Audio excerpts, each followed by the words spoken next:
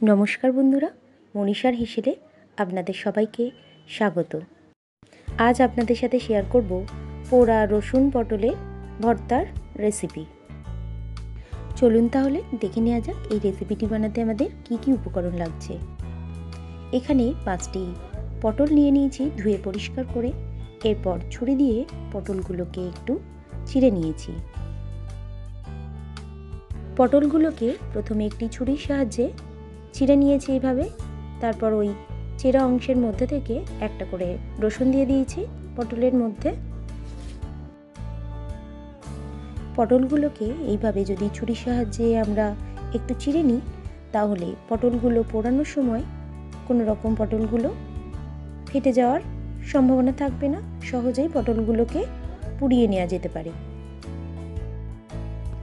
আপনারা যাতে সহজে পটলগুলোর মধ্যে রসুন ভরে নিতে পারেন, সেই জন্য বেশ কয়েকটা পটলের মধ্যে রসুন ভরা দেখিয়েছি। আশা করি আপনাদের কোনো অসুবিধা হবে না।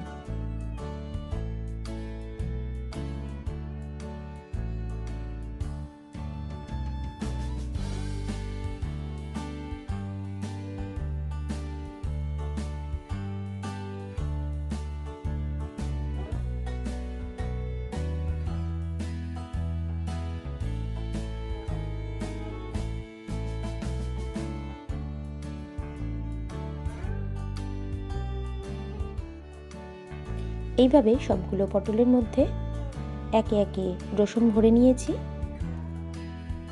পটলের মধ্যে রসুন ভরে নেওয়ার পর পটলগুলোর গায়ে একটু সর্ষের তেল মাখিয়ে নিয়েছি।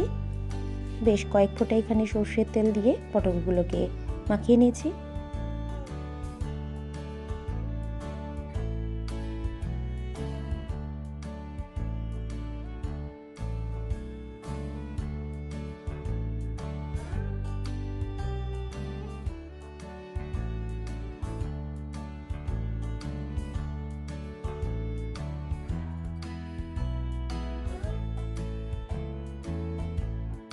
এরপর পটলগুলোকে পুড়িয়ে নেব। একদিক পটলের পুড়ে গেলে অপর পিঠ উল্টিয়ে পুড়িয়ে নিতে হবে।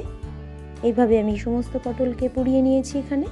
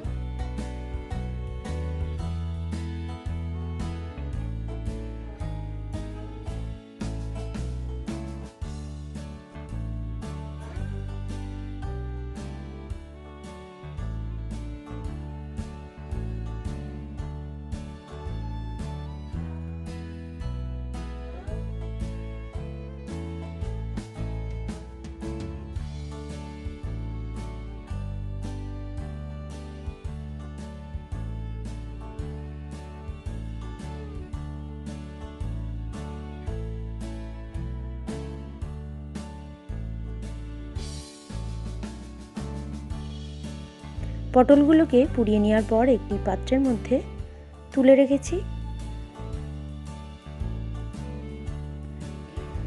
আপনারা দেখতেই পাচ্ছেন বন্ধুরা, পটলগুলো খুব সুন্দরভাবে এখানে পুড়িয়ে নেওয়া হয়েছে।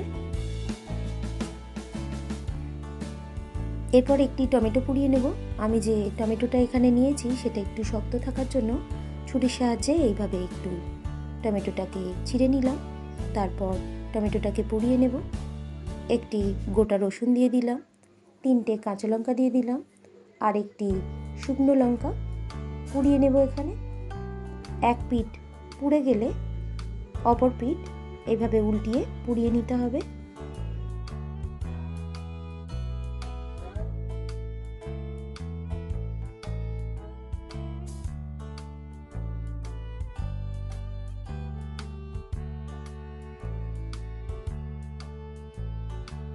সবজিগুলোকে এইভাবে পুড়িয়ে নেওয়ার পর একটি পাত্রের মধ্যে তুলে নিয়েছি।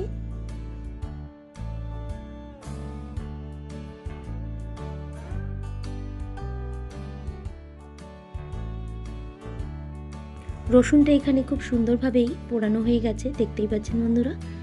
ভিতরটা একেবারে সিদ্ধ হয়ে গেছে।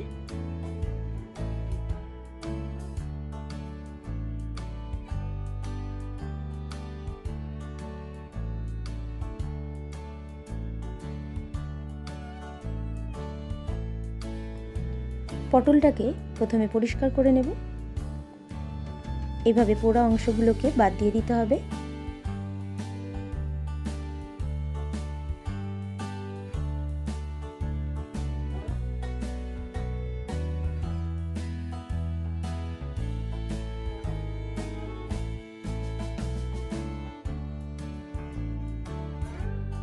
পটলের মধ্যে যে রসুনগুলো ভরে দিয়েছিলাম সেগুলো খুব সুন্দরভাবে এখানে সিদ্ধ হয়ে গেছে।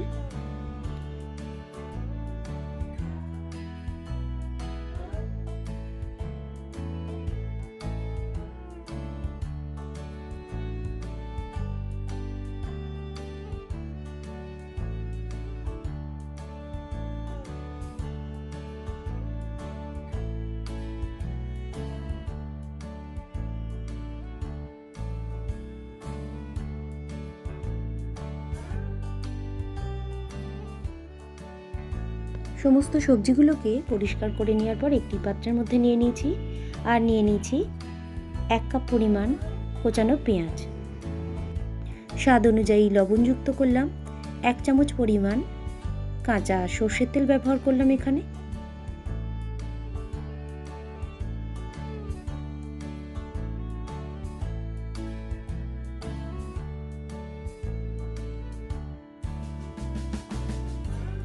সমস্ত উপকরণকে এরপর হাত দিয়ে মেখে নেওয়া হয়েছে এভাবে। গরম গরম ভাতের সাথে পোড়া রসুন আর পটলের ভর্তা পরিবেশনের জন্য একেবারে প্রস্তুত।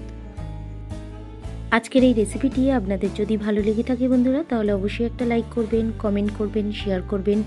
আর চ্যানেলে নতুন কোনো বন্ধু হয়ে থাকলে চ্যানেলটিকে সাবস্ক্রাইব করে পাশে থাকবেন।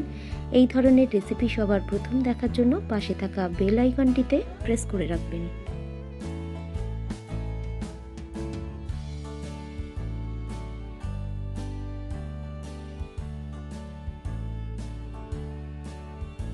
রেসিপিটি শেষ পর্যন্ত দেখার জন্য আপনাদের সবাইকে ধন্যবাদ। সবাই ভালো থাকবেন, সুস্থ থাকবেন।